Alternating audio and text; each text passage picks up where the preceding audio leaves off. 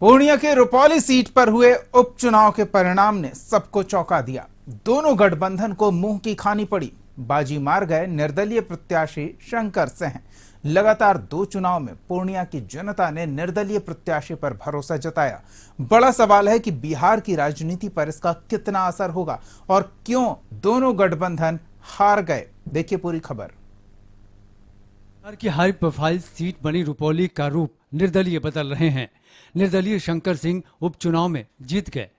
Shankar Singh Rupauli seat से लोजपा के ticket पर 2005 में चुने गए थे। लंबे इंतजार के बाद अब फिर से रुपौली विधानसभा का उपचुनाव जीतकर सबको चौंका दिया।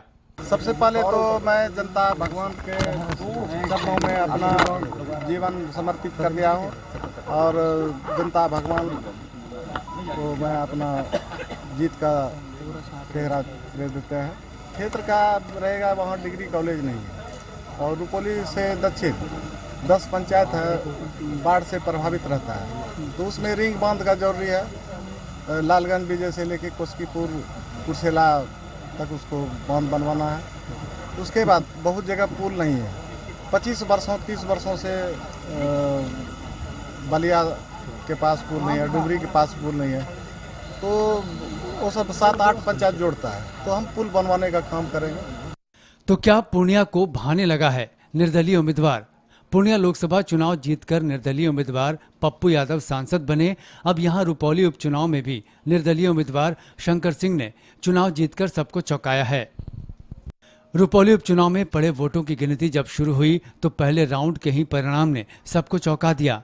जहां राजद और जेडीयू के बीच टक्कर की संभावना दिख रही थी, उसे निर्दलीय उम्मीदवार बनकर मैदान में उतरे शंकर सिंह ने गलत साबित कर दिया और शुरू से ही रेस में बने रहे। इस चुनाव में निर्दलीय शंकर सिंह की जीत के बाद अब सवाल सामने आया है कि क्या निर्दलीय सांसद चुनने वाला पूर्णिया को अब निर्दलीय उम्मीदवार भी भाने लगा है? क्या राजनीतिक पार्टियों से पूर्णिया की जनता का मोह भंग हो गया है? ये सवाल राजनीतिक पार्टियों के लिए बड़ा सवाल है। शंकर सिंह की जीत के बाद देखिए राजनीतिक पार्टियों ने क्या कहा। समीक्षा होगी।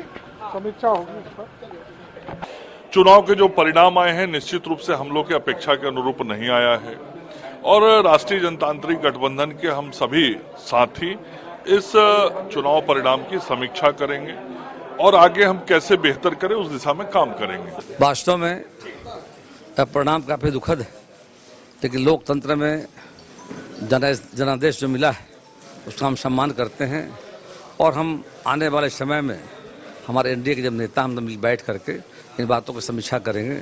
हम तमाम नेता वहाँ गए थे, अच्छा माहौल था, कलानंद मंडल की जितने पूरी संभावना थी, परिणाम पक्ष में आए नहीं जाकर के हम समीक्षा करेंगे। बिहार की जनता दोनों आदमी से उब चुकी है, एक नया रास्ता ढूंढ रही है और ये रास्ता कांग्रेस दे सकती है एक नए गठबंधन के साथ, क्योंकि अत्यंत पिछड़ी जाति का जो सबसे अधिक वोट है कोसी सीमांचल मिथिलांचल में, उनका मोह भंग हुआ है नीतीश जी और आरजेडी से। ऊंची जात के लोग नीतीश जी और आरजेडी को वोट देना नहीं चाहते। लेकिन जिस चेहरे पर सबकी टकटकी थी वो चेहरा फिर से हार गया। वो चेहरा है बीमा भारती। रुपौली विधानसभा का उपचुनाव आरजेडी प्रत्याशी बीमा भारती चुनाव हार गईं। चुनाव ही नहीं हारी बल्कि तीसरे नंबर पर रहीं। लोकसभा चुनाव में तीसरे नंबर पर आने के बाद रुपौली विधानसभा उपचुनाव में भी बीमा भारती तीसरे स्थान पर रहीं। बीमा की हार आरजेडी की बीमा पर धक्का लगा है। ये हार आरजेडी की हार है। ये हार तेजस्वी और लालू यादव की हार है। रुपौली विधानसभा सीट बीमा भारती के लोकसभा चुनाव लड़ने की घोषणा के बाद खाली हुई थी।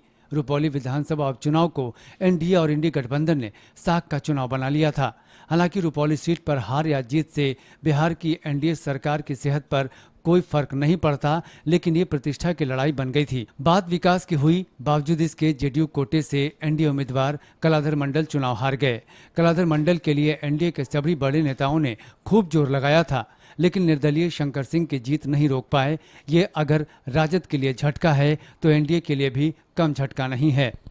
रुपौली उपचुनाव के नतीजे निश्चित तौर पर चौंकाने वाले हैं और सबको अलर्ट करना रहना होगा।